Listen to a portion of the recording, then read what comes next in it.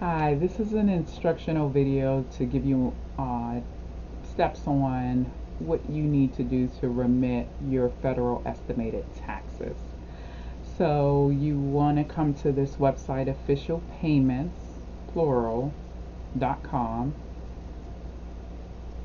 And then once you come to the home page here, you'll click on federal IRS payments.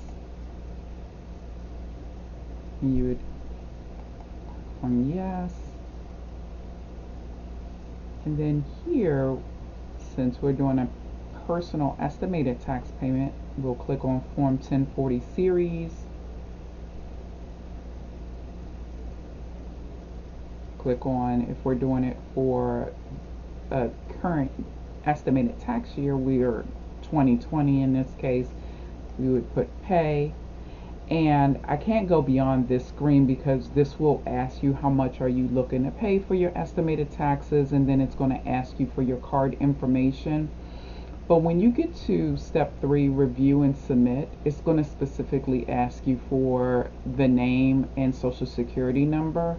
You do want to use the primary taxpayer name and social security number. So if you're filing with someone, then the person that's listed on the 2019 tax return first is the name that you want to put this payment or credit this payment to, and their social.